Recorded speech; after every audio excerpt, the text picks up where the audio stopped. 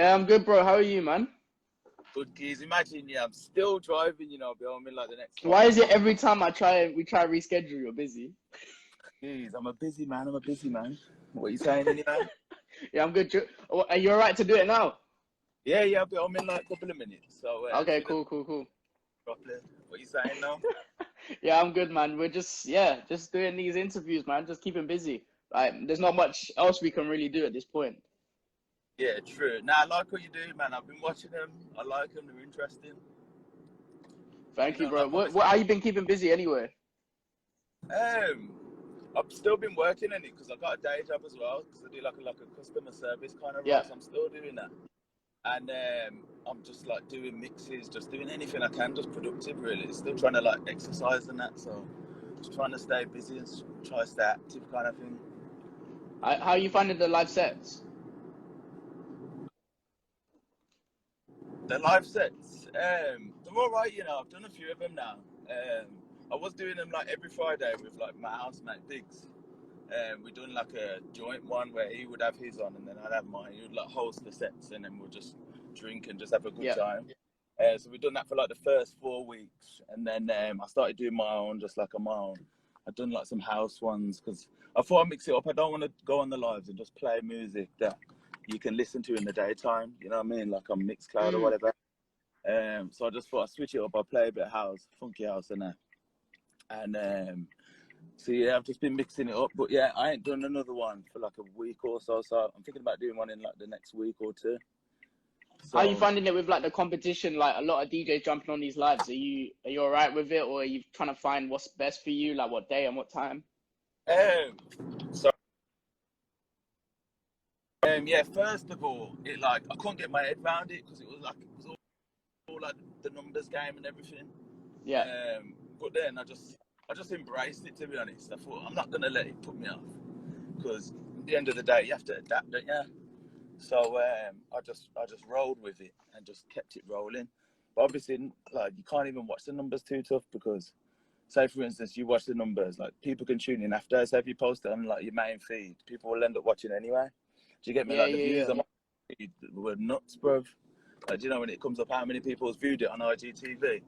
So realistically, everyone's doing stuff at different times. Like you might go on live at like 7 o'clock, and someone might be busy or someone might be working or something. And obviously, if you don't put it up, people can't watch it and enjoy it. Do you know what I mean? I've had loads of messages, loads of followers from it saying made their day, made their evening or whatever. So I'm just keeping it rolling. Like I won't do them that regular, like weekly, but like maybe 2 a month or 1 a month, something like that. I think you can't watch the numbers because, as you said, like you're putting it up on IGTV anyway. So there's going to be people watching it. So it doesn't actually matter, to be honest. It's true. But it's like, I've been doing lives. Like I just started, I just rebranded them. So I do it on a Thursday as well, 9 to 11. So I just rebranded mine. So I've just got it started again. So it's getting there. Nah, that's sick. Yeah, what's your take on like the whole Corona situation, bro? What, like not being open and stuff, or just in general? Just in general, like, do you think the government are doing enough for it? Do you think what do you think about it? Yes, I just think we just have to just kind of just get through the time. It's just obviously a bad time for everyone, and I just feel like you can't sit there just looking too much into it because people just believe a load of stuff. You get me, whether it's a conspiracy theory or I'm just like gritting my teeth and just getting through it, and I feel like that's all you can do. You know what I mean? Did you feel like it was going to be a short period, or did you think you would be in quarantine for a long time? I don't know. I just thought, like, obviously I've seen like all the other countries and stuff that they was doing, so I knew it would be a long time. Yeah. But, like, it's how long? You know what I mean? I'm expecting it to be like until November properly, like clubs and that being open. But like with me, my life really ain't changed because I'm still working from home. So like, I haven't seen the only change I've seen really is the fact that the clubs haven't been open. Do you get what I'm saying? So like with me, I'm still doing my daily routine, still getting up in the morning, going to work and that. So for you don't really regret having another job alongside DJing? Nah, it's coming handy in a time like this. I've always worked. like from when I was 16, I've always been in a job. Yeah. Because for me, DJing, yeah, it's like, if I could do DJing in the daytime.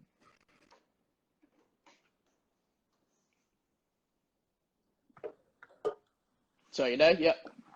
Can you hear me? Yeah, yeah. Yes, basically for me, like DJing's like not something you can do in the day. Do you get me? So like, I need to do something in the day. Like I can still manage my day-to-day routine, like by working. Yeah. Do you get what I'm saying? And I'm in a routine now where, like, getting up on a Monday morning is fine with me. Like I might be a bit tired, but by like midday on Monday, I'm blessed. You know what I mean? So like I can maintain it, and like there's no point me dropping out. Like it's good because I can still be productive in the day. Like whereas if I wasn't like working in the day, I'd probably get up at 12 o'clock, roll out of bed, probably go and, you know what I mean? That's what I I'm just doing. feel like my life would be. I'm getting out of bed That's at what like I'm saying. 11:30. Like I'll be going to bed 4 o'clock in the morning, and Yeah. you know what I mean, your routine will be off. But with me, like I'm having to still go to bed at a reasonable time, get up in the morning. You know what I mean? So yeah. So for you, we're gonna get into the whole discussion and interview with your DJing career. So how did everything start for you? Everything started. So my dad used to be a DJ. He used to DJ like pubs in Wolverhampton. Yeah. So he used to have like a load of equipment, and he used to upgrade the equipment all the time. So he used to always give me his old equipment. So at the time I was probably like 13 or something. So I just used to sit there just playing with the vinyls, you know what I mean? And just taught myself how to DJ really. And then it developed over the years. I used to get my pocket money. I used to go H&B, buy new vinyls and that, and just experiment. Like I used to watch like a lot of the American DJs, and back then there was no Serato or anything. It was just pure vinyl.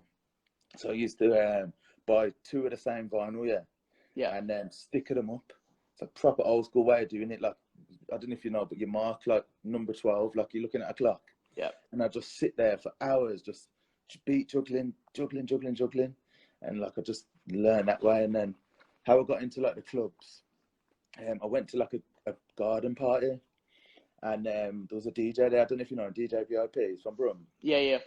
He was DJing at the time, and basically I just jumped on the decks and started spinning off his laptop, and everyone was like getting hyped at this party, man. And one of the lads said to me, a good friend of mine, Sam, he's like, yo, you should start DJing, you know, you should start. And I was like, I don't really know, you know. He's like, oh, why not? And I was just like, I don't know, like, obviously the equipment's a lot of money. You got to think, like, at the time, I didn't really have big P like that. So it was a lot to go and get a laptop for like £1,000 and Serato, and you know the cost. So then he's like, listen, I'm serious. I can get you a set next Saturday at Soul Bar. Yeah. I don't know if you've heard of it. It's a bar in town. Yeah, yeah, I know. And, I've been to Birmingham before. Yeah. So let me get my charger. So I went out and financed all my equipment. Yeah.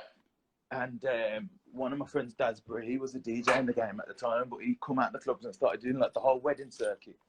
So he helped me out with tunes. He's like literally give me his whole library.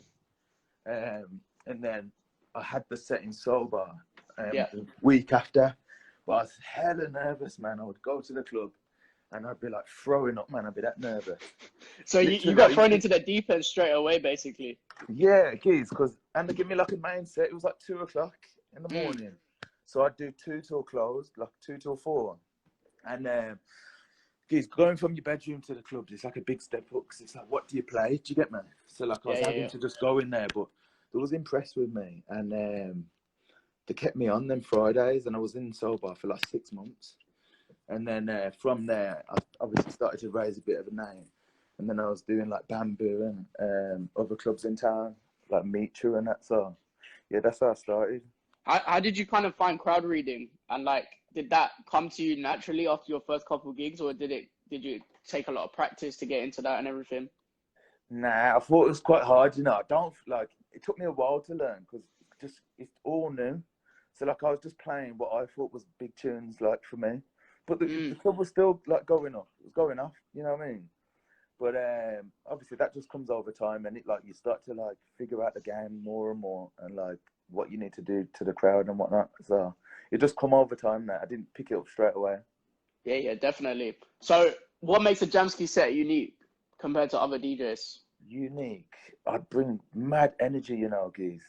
Like for me, yeah, like I've got to just be hype, and then that like goes into the crowd, if you get what I mean. So like Yeah. I'm a host as well. So like I'll be hosting and spinning tunes. So I'd use my voice obviously to get the crowd hyped even more. Like when I jump on the mic, when I'm DJing, you can see the crowd lift.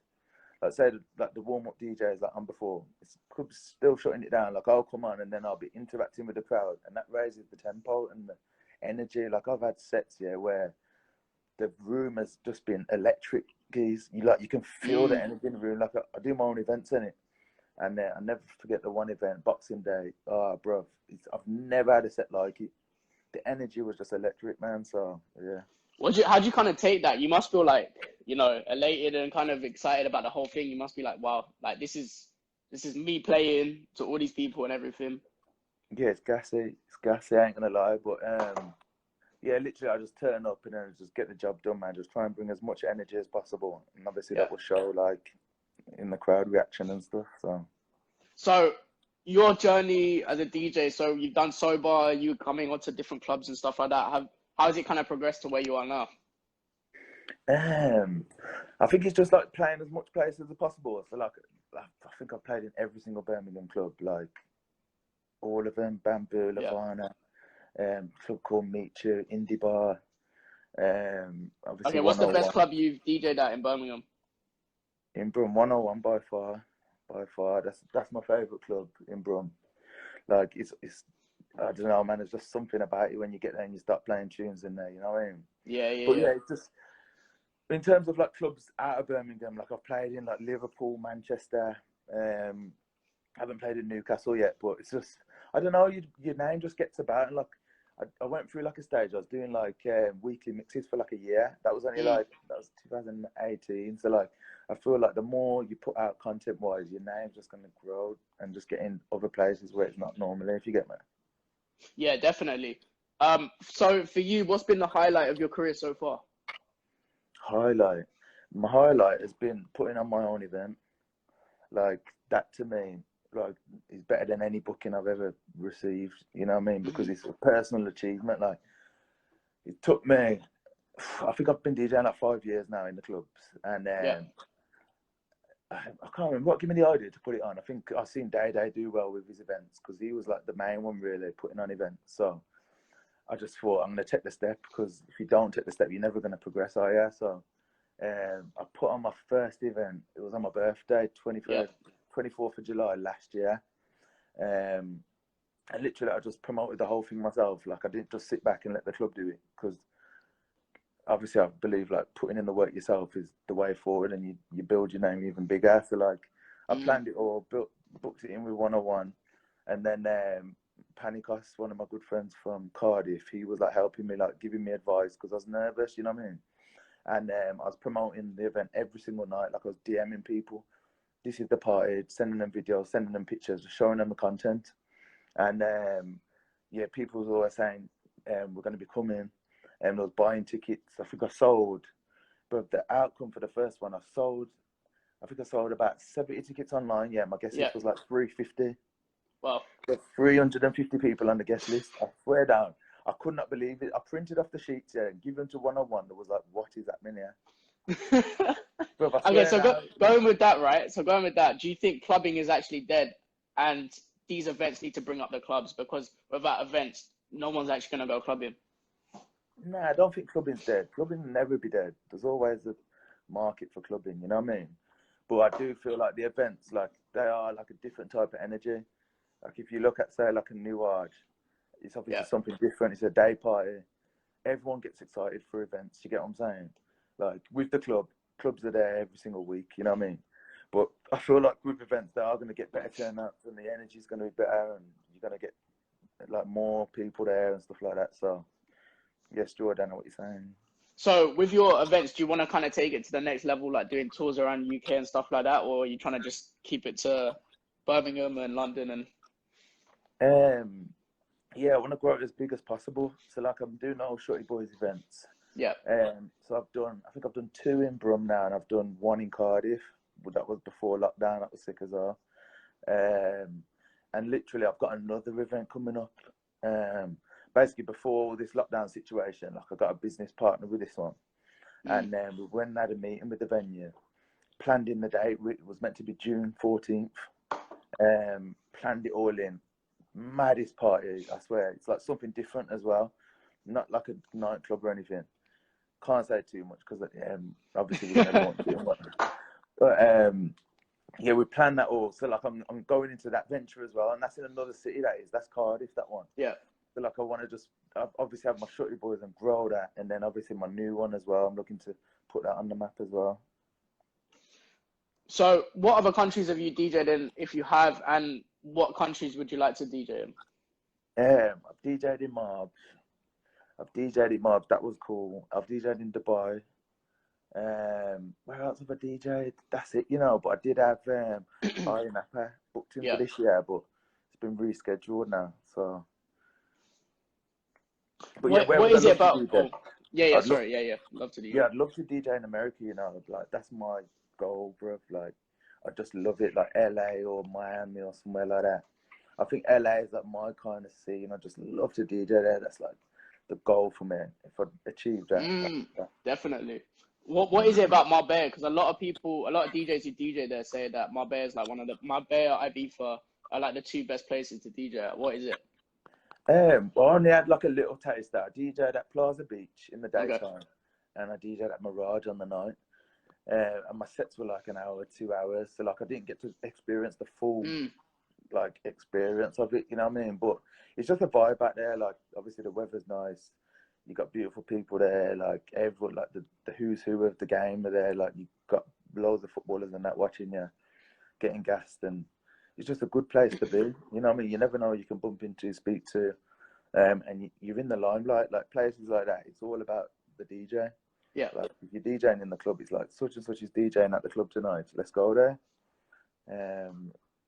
So yeah, I just think the energy that comes with it is just sick. How did you get the overseas sets? That was through Bamboo. Curfew was doing I think what was his night called Moko or something. He was doing them over there, and it was the bank holiday weekend, I think. And literally I was in with him because I was DJing at Bamboo and stuff, and he put me on the events, man. So that was sick. So a lot of people don't kind of see behind the scenes like what goes on in kind of the DJ's kind of scene, because they think, oh, okay, we just get the gigs, okay, cool. But how hard is it actually to get into the clubbing industry nowadays, and what advice would you give to up and coming DJs? Yeah, it's rough, man. Like people do see the glamorous side of it. Like people don't understand the work that goes behind the scenes, like the hours and hours of whether you're doing mixes or whether you're doing flyers, whether you're just trying to promote yourself, talking to people. It's a lot of work, and obviously it's late nights, early mornings, a lot of hangovers in my case. On a Sunday morning, like when you just wrecked and you just can't walk. So obviously there's ups and downs in DJing as well. It's not all success. Like there's many failures, many setbacks. Like it's rough. But like I would not let that put you off, you know what I mean? You're always gonna get wins somewhere down the line. Yeah, definitely. Like it could take you weeks, months, years, like you just have to keep going, you know what I mean? Like some people might look at me and say, oh, Jamski's like, he's doing all right, man. I'd love to be in his shoes, but it's never enough. Like you're always pushing for that greater goal, you know what I mean? So what advice would you give to up and coming DJs trying to get into the clubbing kind of industry? Just like market yourself really well, get a fresh logo, make sure your IG is on point, because that's what it's come to, man. You got to have like online like following kind of thing, and just keeping them people just entertained just by putting as much content like that. You can't put enough content in my eyes. Like just keep rolling with it. Like if you have to do mixes all the time, weekly, monthly, fortnightly or whatever, just keep putting them out there. There's going to be people that are listening. You never know who's listening. There could be someone listening and they know someone and mention it to them. And I just message people, message promoters. Don't be scared to message people. I've messaged loads of people before. Don't do it all the time, but you just ask the question. They can always say no. If they say no, that's fine. Yeah, and definitely. Listen, I'll tell you something. There was a promoter, who I messaged about 3 years ago. Yeah. And I was just like, yeah, my name's JSGtheDJ. I DJ here, there, and everywhere. this is my mix, take a listen, and just kind of left it at that, just like, you know, just like a normal networking question. And didn't hear nothing. Literally, the guy didn't open the message yet. 3 years later, yeah, he's a message me, followed me, messaged me, and he wanted to book me for a set. And the fee was nice to get me, but like, yeah. I was basically tied into 101 at the time. I couldn't do it, so I just had to say, listen, it's not the right time, and hopefully we can work together in the future. And just left it at that. But you just never know. Like, You never know what's gonna happen. Yeah, it took me 3 years to get to the stage where he's actually recognised and said, "Oh, Jamskii," you know what I mean? What would you suggest to up and coming DJs in Birmingham, to those wanting to, those wanting to get overseas sets? I don't. It's just you just got to keep. It's like overseas sets ain't guaranteed. Like, there's no application form you can fill out. There's not a set person you can speak to get them. It's just the kind of luck of the draw and just knowing the right person at the right time. Like, I've not been that fortunate to get, like, I don't think I'd do a season, to be honest, because I've got stuff going on over here. Like, I'm tired. I'm still working, and I'm older now. I'm like 28, so like I can't. It's not even that old. Why are you acting like you're 50, man? Acting like you're retiring next year, man. Nah, but like, I can't be running around for seasons, man. Just going crazy. But I don't know, if the right opportunity come up, I'd consider. You know what I mean? But it would have to be the right one and the right money, obviously. But you just got to keep networking, and just hopefully, like, your time will come. Like, you might stumble upon a promoter that's looking for a DJ abroad, and you might be the person. So yeah, there's no set way you can just get overseas, I'm afraid. Do you think followers on Instagram matter and following matter? Nah, not really. Not really. I think if you're a good DJ, like, people would know and recognise. There's DJs that are like sick and they've got hardly I wouldn't say hardly no followers, but a low following, as you would call it. So I don't think it matters at all, really, because you could look at someone that could have 100k, 200k followers, like a celebrity or social person, but they can't spin 2 tunes to save their life. You know what I mean? So it doesn't matter at all, to be honest. If you're a sick DJ, you're a sick DJ, and you will eventually get bookings or where you want to be. How have you kind of utilized your social media to get a big following? I think even before DJing, I always kind of had like a decent following, because I would always be about the fashion, and I'd always be going like on holidays and just acting a fool. So like, people have always tended to like just follow me, and I don't know, it's just come over time, I think. It's just come over time. Mr. Rich. Say again. As a Mr. Rich. Funny geezy, you know. Well, at least you didn't buy it. Nah, no way, never. I've been hearing people buying views on their Instagram to get the views on their Instagram live sets. Nah, that's lame. That I don't understand that personally. I don't understand that, because it doesn't. What does it? It doesn't prove anything. Nah, there's no point. And I think you would kind of know anyway, because you'd see the comments. They're not rolling. You know what I mean? If you've got loads of viewers, you're gonna have the interaction in the comments, and it doesn't prove anything anyway. Like, even if you've got 10, 20 people in there, if everyone's having a good time.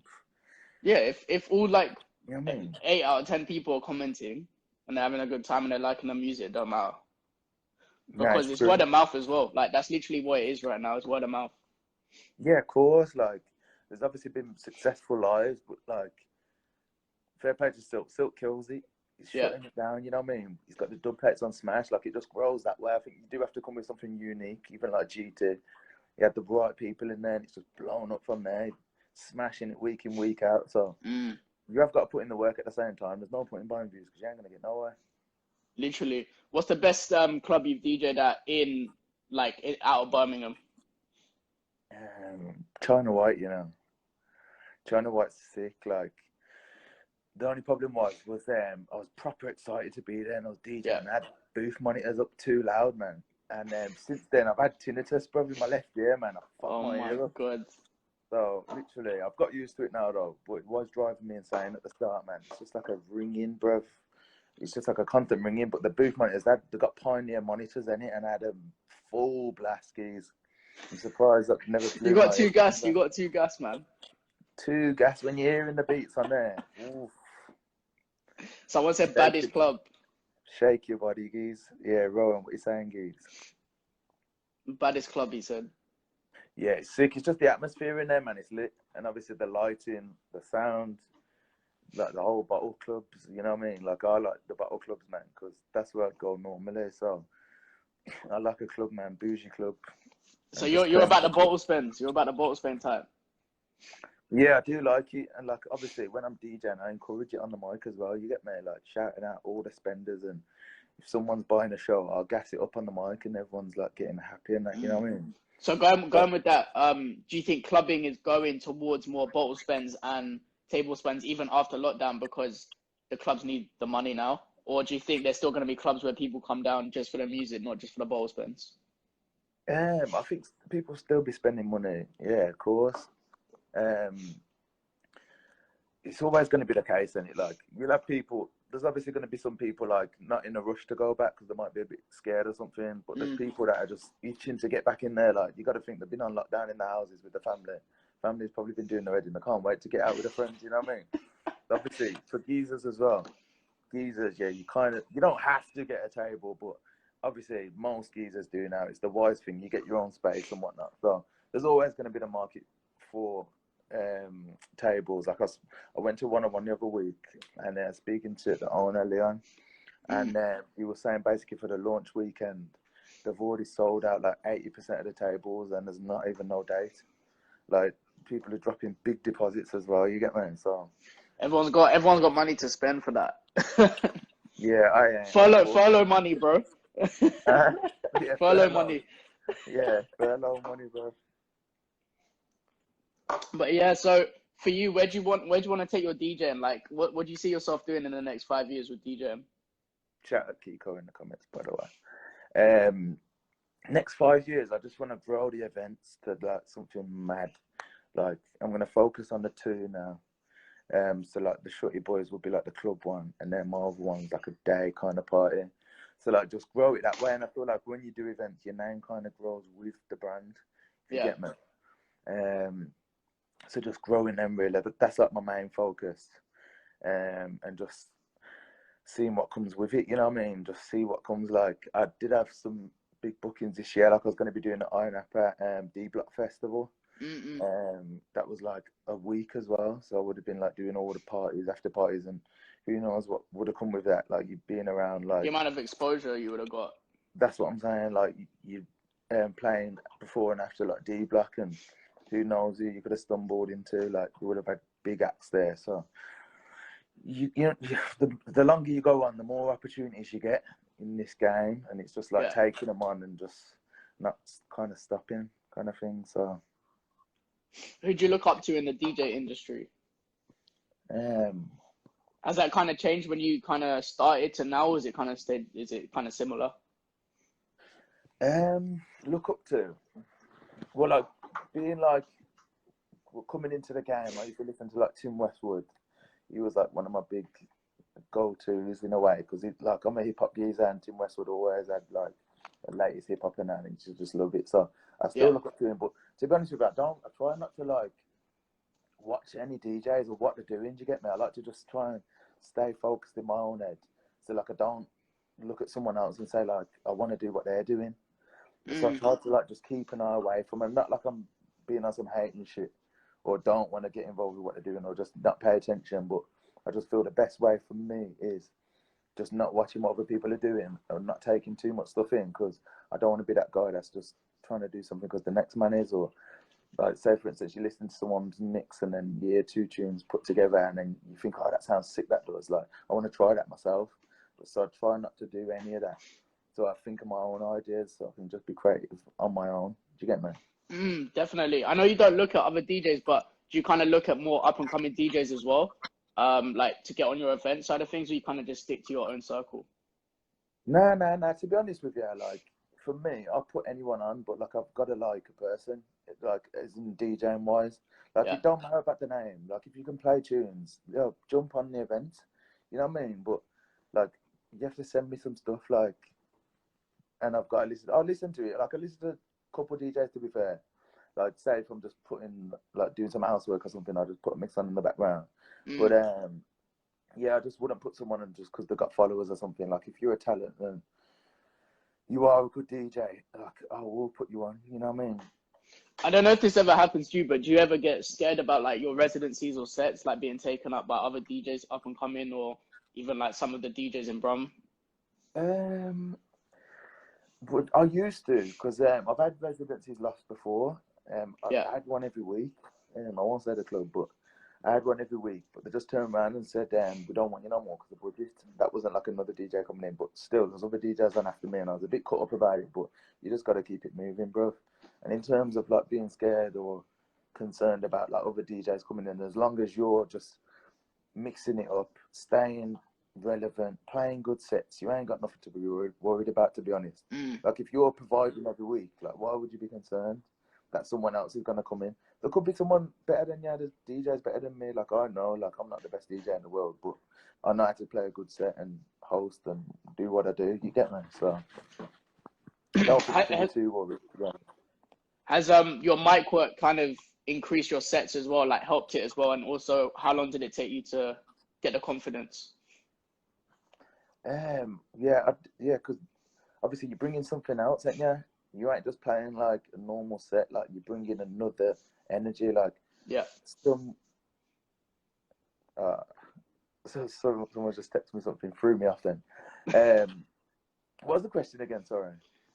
About you using a mic. How long did it take you a while to build up the confidence, and does it help your sets? I do believe it helps your set, yeah, because like clubs, like sometimes they might not afford to like book a host in, and I do feel like if they had the option to, or if hosts were like cheap, we'll just get them in. Do you get me? Obviously, it's another wage on the bill. So like if you can do both, obviously you bring in like something unique to your set, and you're doing something additional. You know what I mean? That's gonna benefit the club. Like me DJing, yeah. Say like obviously I get my fee. Say like a host is I don't know how much to go for. Say the £200, yeah. Obviously, me using that mic is bringing value because they're saving £200. If they was to get hosting, they're down. But if you're doing both, it's just another dimension, it's just added value to yourself. It's another string to your bow. And in terms of like building up confidence in that, I just threw myself in. I just throw myself in I was a bit anxious, but I just thought, you know what, I'm just gonna buy a mic. Just bought one, and then I probably said a couple of words the first set, even if it's like I don't know, you can just say whatever. I just kind of just experimented kind of thing, and obviously over the space of time, I just developed and thought of new ways, new things I can say. I watch like a lot of American hosts and DJs and just try and get tips off them, really. Just listen to a lot of American sets, and you know what I mean, I just embed it in my mind and it just kind of sticks in, just good stuff you can say and stuff like that. I think like the problem is like it's not even a problem. Like on my lives, I'm kind of just using the mic now, just trying to practice that. And I think a lot of DJs need to start doing that as well. Just use the live to practice as well. Yeah, Giz, it's sick what you're doing because you're at least attempting to like develop your skills and whatnot. You know what I mean? Yeah. Don't let people put you off if they are trying or saying, "Oh, why are you saying that for?" Like you're quite confident, as I can see from the lives. Like you don't mind speaking to people, so for you, it shouldn't be a problem. It's a problem in the clubbing scene because I'm like, what do I even say? But on a live it's cool. But yeah, live's good because obviously you're reading the comments, but it's the same thing. You doing that in the club, just look around. You have to be observant, so you see what's going on. You see people interacting. You can see someone and shout them out. Even if you just went to the club and you knew people, just shout a couple people out. Just like shout out blah blah, and then you'll think of something else to say. You could see a couple bottles coming out, and you could say, shout at the spender over there. You know what I mean? Just pick out things from the crowd. You could see a girl that you like in a dress and say, "Yo, shout out the lady in the red dress." You know what I mean? Anything, bruv. So just, I won't be too scared of it. Just what's been your biggest tip or money pull up? 150, I think. It's decent. It's right. 150, like these ball. I don't know who they were. I think I tell you what, these geezers, that was from London. They spent. Yeah. They spent, how much did they spend? They spent £8,000. They spent 8 bags, I swear, I've never seen so many rounds of drinks. They must have had Them dumpy, like, upstanding the board. Where was this in 101? 101, yeah. It was right next to the DJ booth. And they spent 8 bags. They ordered pizzas to the clubs. And literally just throwing money over the decks. And literally, someone come on after me. I think it was Reckless or someone. And he got paid another bills. He got paid another £100. If I was still on, it would have been 250. Wow. Parish, you know what? Like, there's some big spenders. So when I was speaking to Scotty B about it, he got 3,500. What? Yeah.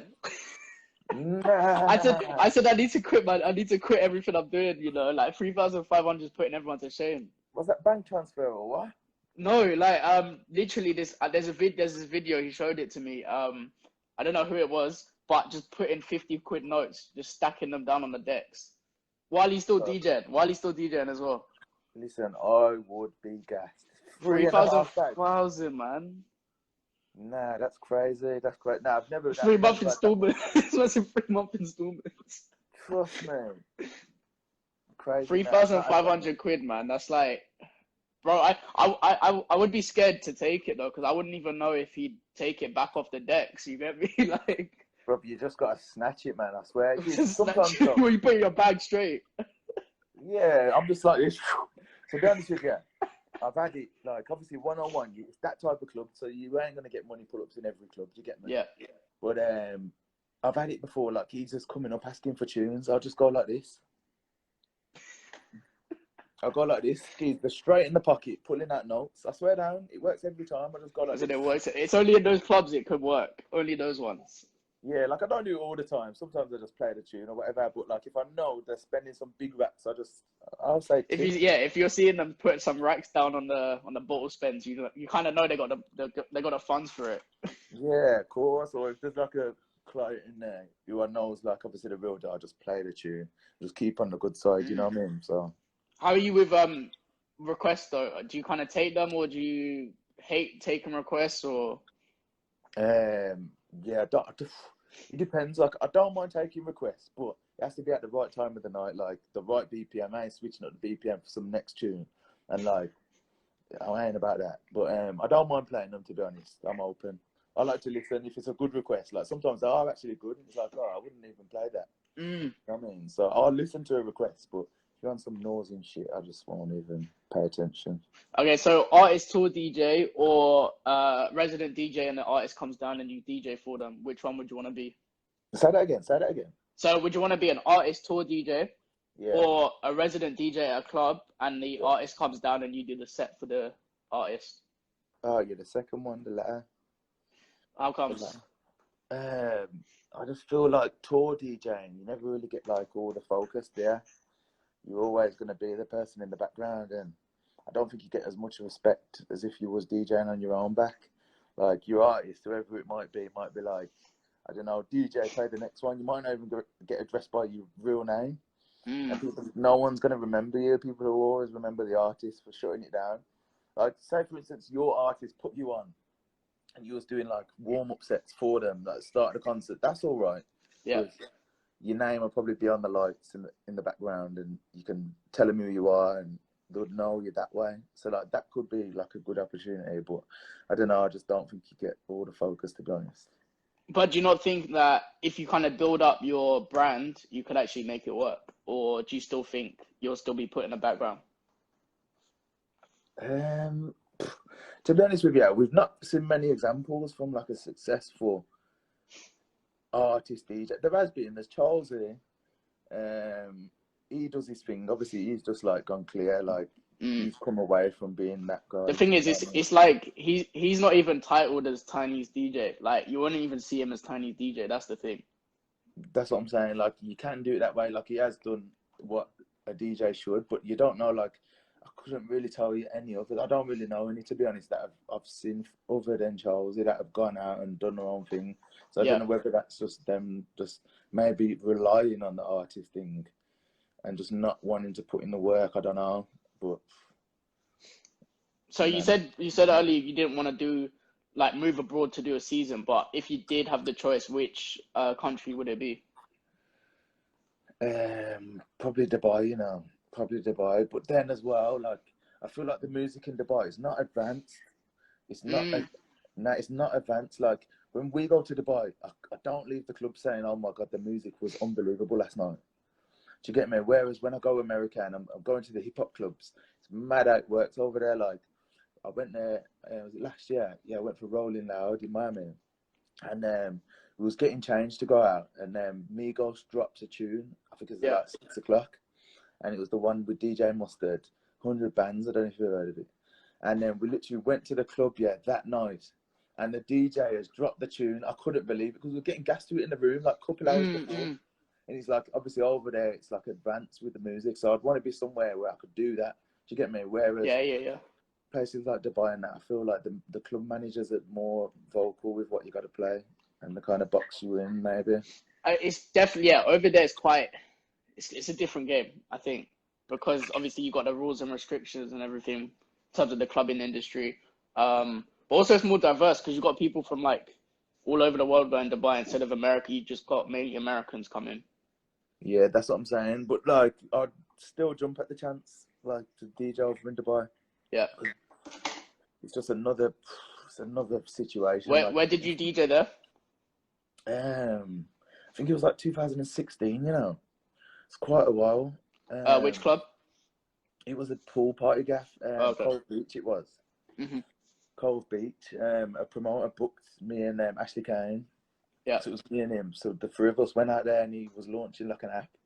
So it was like his party, and there was us two, and then a DJ called Chris Wright as well. But that was a house booking. That was. I did R&B and that, but it was a vibe, man. It was so sick.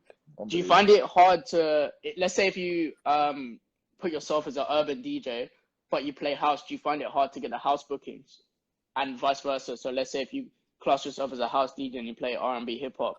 Do you find it harder to get those bookings? Yeah, I'm not very. I wouldn't say like I'm a house DJ. I'd say I can play house. Like I've only probably done like one or two bookings house. You know what I mean? I do the odd mix. You know what I mean? But I ain't been in that situation where I can say or comment on it really, to be honest. But I do feel like you could probably still get house bookings. You'll just have to obviously push your house stuff in the networks that are house and the people that listen to them tunes. Like for me and my following, like people do like house, but there's obviously networks and places like that listen to all the house music and go to all the house raves, and everything on their timeline will be house. You know what I mean? So you'd have to push yourself in them circles rather than your own. Maybe start a new profile or come up with a new name and launch yourself, rebrand yourself, kind of thing. So after quarantine, what's the first kind of steps for you once clubs are open and everything? Just get back in there, 2-footed tackles, just tackle it. Just get straight in. 2-footed, mate. I'm back in. You know what I mean? Just try and get back in the clubs. Or try. I will be back in the clubs. And just keep going. And then I'm probably going to launch my other event maybe like a month or two after it all settles down, because I don't want to go straight away, because I don't know if people are going to be feeling the whole club situation straight away. We just don't know. How do you find it with doing your events? Do you think there's a lot of competition out there with different events? Yeah, there's competition, but I feel like each one brings something different. So you might look at, say, a day event, and he's got like the whole bashment thing going on. So I feel like that's obviously unique to him and what he does. He'll shut that down, and then you got like a new artist exclusive and stuff like that, and you got the good clientele going there. Obviously, that's that type of thing. So like each one brings something different. Like my Shorty Boys, I just feel like it's like a lit party. Like it's just litness in the room. So if you want a good time, you want to go crazy and party, then that's what you'll get at Shorty Boys. Like I play all the hip hop, so you know it's going to be a turn up. Yeah. Do you get what I'm saying? So each event, I don't feel like there's competition. It's always healthy, if anything, and it spurs you to like do something different, maybe, like, you know what I mean, to keep mixing it up, new ideas, isn't it? What does music mean to you? Has it got you through tough times? Is it kind of like, has it helped you through things, or? Yeah, I think it has. Obviously, music's like a big part of my life. Like I'm listening to music every single day. And I feel like the older I'm getting, the more open to new genres and stuff as well. Like before, I didn't used to like house music at all, and now like I like it. You get me? I listen to it all the time. And like me coming in the game, I used to like DJ with like Daft Punk. Have you heard of Daft Punk? Yeah. I used to have all their albums because my dad used to give me his old vinyl. So like I kind of come up like off tunes like that. It's like electric dance. So like I'm open to listening to new tunes, and I'll even go back and listen to like tunes like you'll never think of. Like I'll just put Heart FM on or something and just. I said Heart FM. I swear, because like my mum probably used to listen to them back in the day. I know all the words and that, so I'll just be like I'd just listen to anything basically. So yeah, big part of my life. So yeah. If you could be in this, like, if you could be in a year, which year would you want to be in the music scene? What year? Yeah. And what year was kind of thriving in terms of the music scene? I couldn't put a year on it, but I can tell you the time where I would say. So like it was around like all the Dipset time, like DMX, 50 Cent just coming into the game. I think it was maybe like 2000, maybe. Early 2000s. Like yeah, I think 2000, so. That's 2001. Yeah, because like all the Dipset, like, you know, Jules Santana and Cameron, Jim Jones, I used to always listen to them, and they was just like coming to the end of their career, and it was like 50 Cent just coming in, Tony Ayo, Lloyd Banks and that, and just that period really. Like I remember I went to a concert in Miami. I think I was only about 17 at the time, and it was G Unit when the first come about, and then I'll never forget, it was like a tour concert, so there was like Missy Elliott, Papoose, Busta Rhymes, Bone Crusher, G Unit. It was like the best concert. Like I just looked around, I was just in awe. Like that was me, like coming up into the game, and just loved that kind of time. So yeah. Do you think songs nowadays have a shelf life? Yeah, defo. Like you don't really have classics now. Like not like they used to. You know what I mean? There's always tunes from back in the day that you could call classics, but now people don't make classics no more. Yeah. People just quick to drop tunes, and then there's always another tune that's going to be big for a time period. Even like, I'd say Drake's got classics, to be fair. But like all your other artists, I wouldn't say all your other artists, but there's quite a lot of artists that drop tunes and you just forget about them, don't you? So I've been asking a lot of DJs this. When you go back to the clubs, like obviously a lot of artists have dropped albums this week and last week, and a lot of songs during quarantine. But when clubs actually reopen, it's going to be, what, 5 months old? So how do you know what to play? How do you know if this is going to be a club banger and everything? I think, me personally, I still know what's going to work in a club because I've got the experience of being in clubs, and I know what can work. Even if the tune's like 5 months old, I'll still run the tune. You know what I mean? Because it's still a tune. Yeah, when a tune comes out, I think it's got like, it's still going to be about, if it's a banger, it's going to be there for like a year. You know what I mean? If you look at, say, like last year, you got like, I don't know, Mo Bamba and all them tunes. Them tunes are still pumping in the clubs. Even when we go back, you drop that one, it's still going off. You look at Pop Smoke and that, all them tunes, you drop them in the club, it's going off. So I feel like tunes won't get that old where you can't play them in 5 months, because they'll still be about, people are still listening to them now. And I feel like obviously you'll know what kind of hits you can play, like, because you would have been, I don't know how your Serato works, but all the bangers that I know can be playing in the club, I file them in my crates. You know what I mean? When the club's open, I can drop them then. You know what I mean? Yeah, definitely. And you know what? It's weird with the live sets because a lot of DJs are playing things that wouldn't be playing in the clubs. Yeah. And do you think you could play those things in the clubs that a lot of people aren't gonna? That a lot of people are playing now in their live sets. Shout out Casey. Yeah, Casey in the building. Yeah, personally, I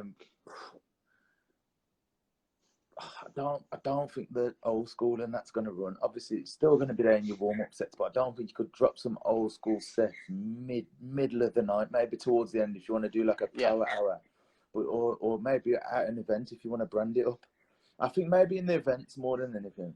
Like if you brand up your night, if you want to do an old school night and you say old school, whatever, old school Thursdays in your case, and that's going to be the music all night, I think you can thrive. But like if you don't, if it's like a normal club, I don't think it's going to happen, to be honest. Yeah, it's. I mean, it's difficult to see, but I think we can just try it, trial and error kind of thing, see what works. Fade it down. Fade it down halfway through if it don't work.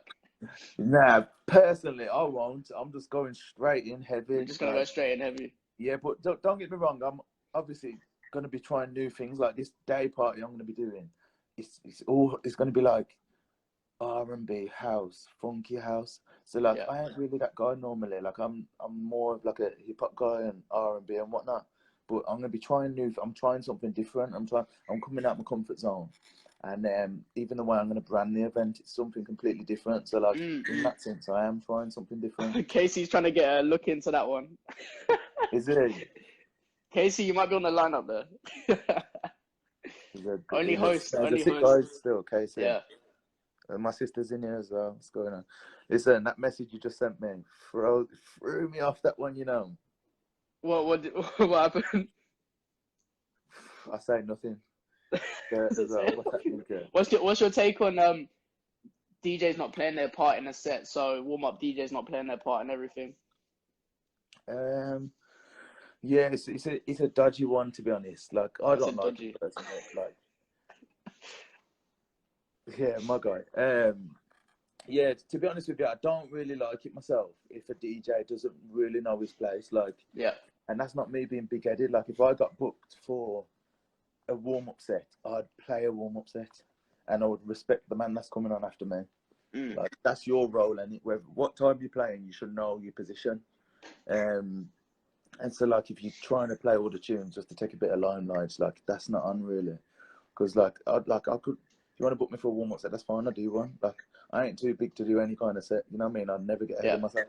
And I'd respect the man after me, even if I don't think he's worthy of a set after me. I'll still respect the man. You know what I mean? But do you think that's more inexperience as well because they don't know what a warm-up set actually is? Yeah, like most, I wouldn't say most, but like a lot of new up-and-coming DJs, like it's all trial and error. Like no one's probably sat down and told them like this is how it should go or this is how it normally works. So. But I mean, hopefully this period will teach them, and like these interviews will teach them because I've had a lot of interviews talking about it and everything. So it's taught me a lot as well. Because I knew what a warm-up set was, but there's tunes in there that I wouldn't necessarily put in my warm-up set that other DJs would. So I've kind of learned things and stuff like that. So it's been good. Yeah, definitely. You get tips in it and just learn from it all. Yeah, definitely. But bro, really appreciate you doing this, and I appreciate your time. Yeah, man. It's been a good chat, and definitely hopefully we can link up after this. Yeah, definitely. Keep up what you're doing, man. I like what you're doing. Because I didn't really understand why you was doing it. First of all, I was like, why are you interviewing people? Like, I didn't get it, but I started to watch them, and then I started to understand, like, why you're doing it. And, like, it's good, man, because you can build your own, like, kind of tactic and take bits from each person and kind of build your own strategic plan. And at the start, when I started building it, everyone was kind of like, oh, what's he doing here? Like, kind of things. There was a lot of people, I'm not naming names, but there's some people who, when I DM first of all, they didn't even answer, or they just aired it, kind of thing. And then now they want to get involved. So it's like it's sick to see how it's grown, but yeah. Bro, you shouldn't give them time of day, mate. You shouldn't give them we gotta just give everyone the time of day. I like your attitude. You're better man than me. But that's because I don't know who's like. They could pass me on to someone who's good. Like a lot of people have passed me on to different people who've actually helped me as well, and it's a lot of networking involved. So it's been good. So what's your plans, Giz? What are you planning? I'm hungry for the sets, bro. So watch me come into Birmingham. Yeah. No, I'm hungry for the sets, so I'm working for that. And this has helped me kind of network, so I don't need to come out of quarantine and do the networking. Like I've kind of built up a little base now that a lot of DJs know who I am and know what I'm about. So that's kind of where I'm trying to go to. No, but nothing much. Just my aim is to do Marbella and Napa and Ibiza. Those are the three that I want to do. Yeah, 100%, man. If you need any advice or anything, just give me a shout, man. I can shed some knowledge if I know about shed some knowledge. My DMs are always open, bro. Spiritual leader. Thanks, bro. Appreciate it. Yeah. It's on my IGTV. It's on my IGTV. I'm gonna post it up now. Can I save it though? No, you can't save it, bro. Do you not know what a live? Do you not know what a live does? Nah, That's what basically, you've been you know doing. when it I comes thought you've up, been doing these live sets. Nah. Basically, you know, on the hour, yeah, when it Yeah. times out, it comes up at the end. Share to Yeah. your whatever IGTV. But I'm thinking, Yeah. is it gonna come up on mine or just yours? No, it's just mine. It's just mine. I'll send it to you. If you can, I might post it later. Okay, cool, bro. But I appreciate everyone locking in. I've got another interview in like a couple minutes. So from Atlanta, DJ from Atlanta. Yeah, I'll listen to that one. Respect, brother. Cool, bro. Cheers. Appreciate it. All right, sound, Bye. bro. See you in a bit.